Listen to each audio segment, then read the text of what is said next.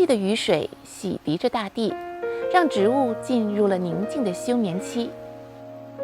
找一个晴朗的冬日，让我们来修剪玫瑰、月季吧，来唤醒它们来年的繁华。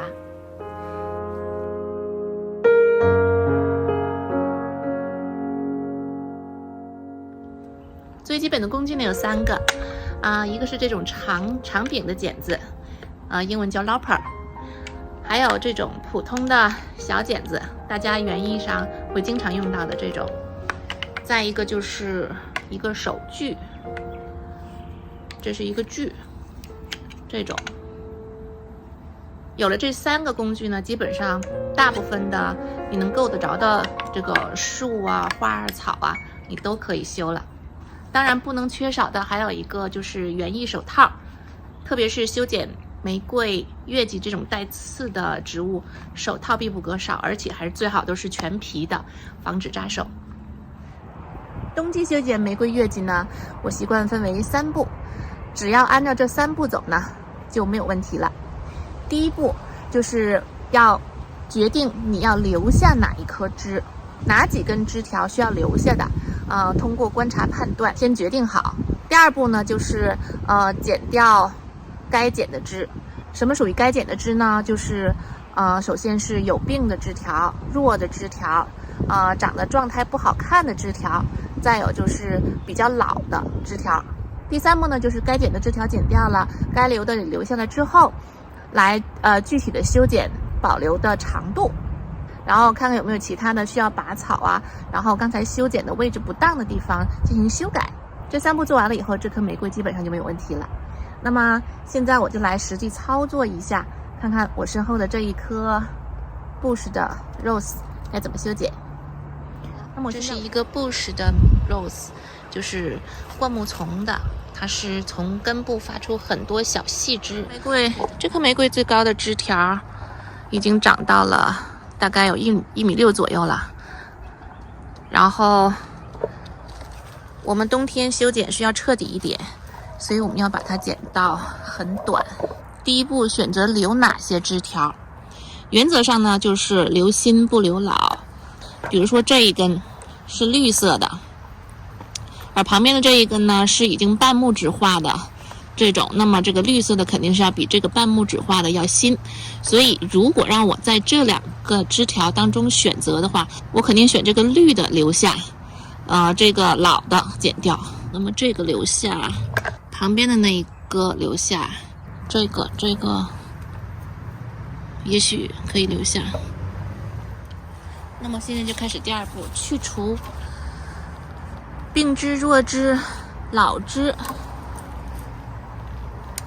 这一个因为它既不年轻，而且到这个地方之前剪过的，然后长出了很多不同方向的枝杈，很难看。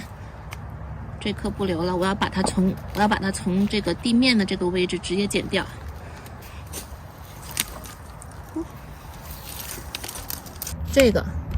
这个已经很老了，不光木质化，颜色都变了，所以也剪掉。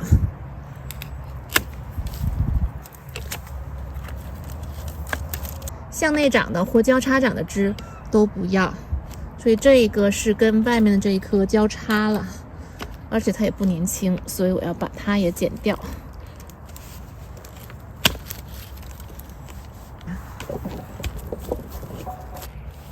枯枝，这一根枝已经死了，剪了。这个也是枯枝，还有这棵和这棵，两者选一个较为年轻的，所以我剪掉这棵老的。剪的时候，刚才忘了说了，剪的时候要45度角剪。好了，现在剩了3根，这3根是我准备保留的。那么我们现在开始进行第3步，就是修剪这3根，不剪除，但是要修剪。怎么修剪要保留的枝呢？首先要确定要留多长。一般这种要保留的枝，需要大概留至少15厘米，最多20到30厘米，大概留这么长就可以了。然后具体要在哪里剪呢，就要取决于这个枝芽在哪里。什么叫枝芽呢？给大家放一个近的镜头看一下，就是我们说的这个 bud。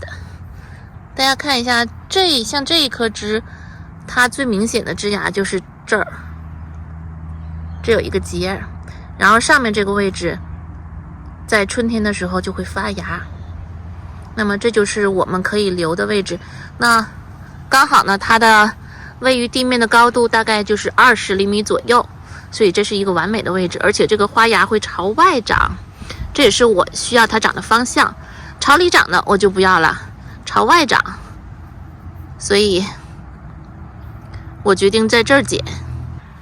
那么这回就用到我们这个短柄剪子了，斜着45度角度剪，然后这个方向，芽在这个枝条的右边，那么我们倾斜的角度呢，就是在左边，往左边倾斜，然后基本上是大概45度角，倾斜45度角，然后高度位于这个芽的向上1厘米左右，不要留太多，留太多上面这部分就会黑掉死掉，很难看。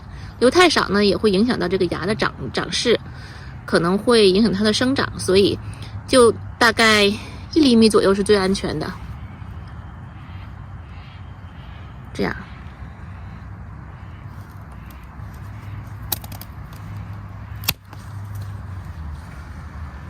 看一下，这个芽在这儿，角度在这儿，这一点非常重要。另外2根也是同样的方法，先找到芽的位置，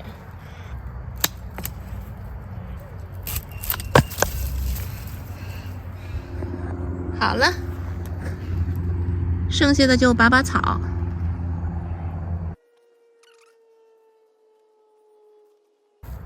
清理一下周围，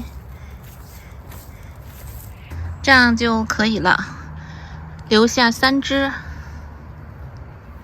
在不同的方向分别往外长，形成这种花盆状的大碗的状态，开放式的。